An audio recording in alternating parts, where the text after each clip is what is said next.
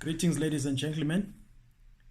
We thank God once again for this opportunity that we are still alive and God is keeping us together.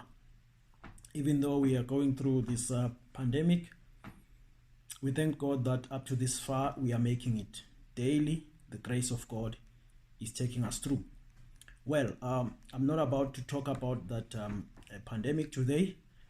I just want us to share a little bit about an important subject about humanity, how we ought to live with one another, how we ought to support one another, how we ought to accommodate one another despite differences that we have.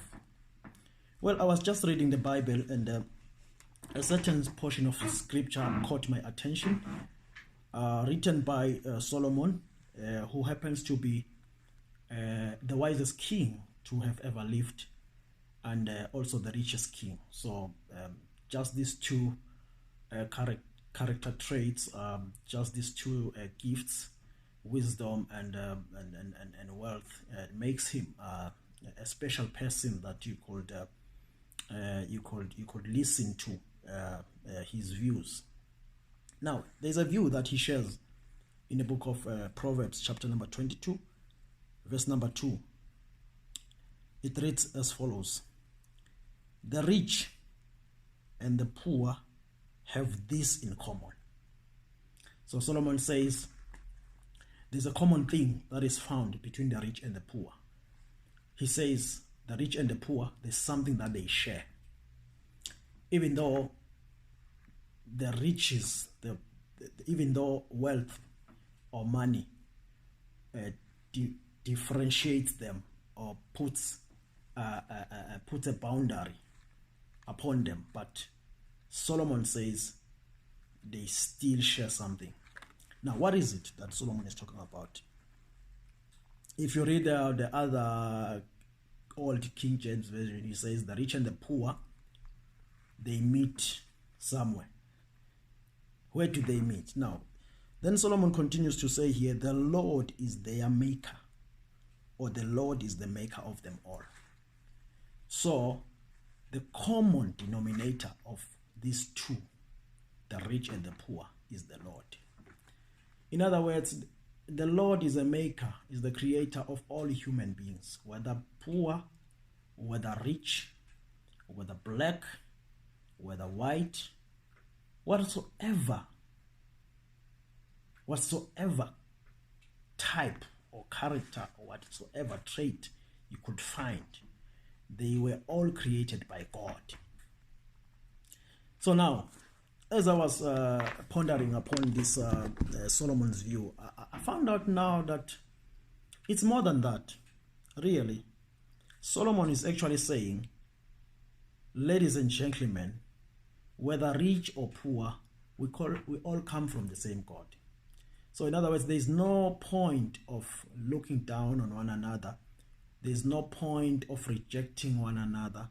There's no point of discriminating one another based on whether you are rich or poor. We are part of the same family. So I just looked through the Bible. I just actually pondered about this thing, and as I was pondering, I found out that actually we share a lot of things. Whether rich or poor, we share a lot of things. Number one, we share space. You will find the rich and the poor in the same community. You will find the rich and the poor in the same country. You will find the rich and the poor sharing the same continent. You will find the rich and the poor sharing the same world. We all share the same world. There is no world for the rich and there is no world for the poor. We live in the same world. Now, number two, we share the infrastructure. The poor and the rich, they travel the same road to school, to town, to hospital. We travel the same road. We share a lot of things, the infrastructure. We use the same networks for our mobile needs. We use the same networks.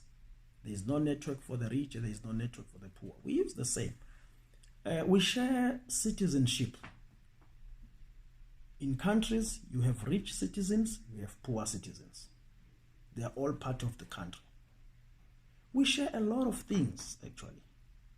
So this is to tell us that we don't have to discriminate one another. We are part of the same family.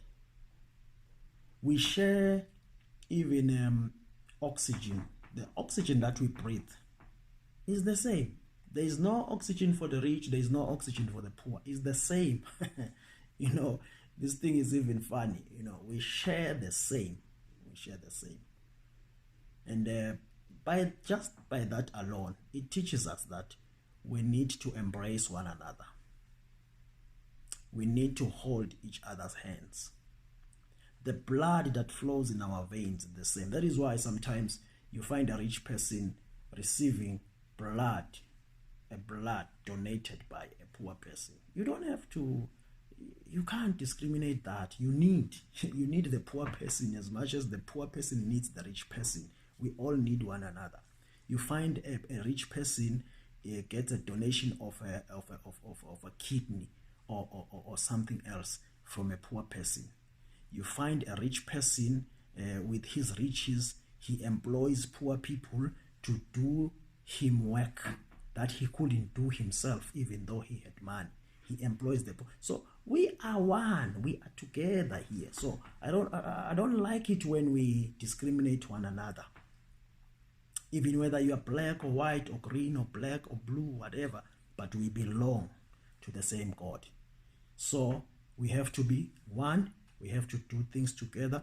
We have to help one another. In other words, what I'm actually trying to say is that if you have something, if God has blessed you with money, God has blessed you with opportunities, God has blessed you with wealth, share your wealth with others. Try to help those who are needy. Try to help those who you view as poor. Help them to become rich as well, so that they will also reach out to others. It's just a chain. Transform a poor person to become better. He will learn and will be gracious. He will transform another person to be better. And then, before we know it, we live in a better world. Ladies and gentlemen, that is all I wanted to share today. Let's live in harmony with one another. Rich or poor, we come from the same God and we belong to the same family. Thank you very much for your time. Thank you very much for listening. May God bless you. Thank you.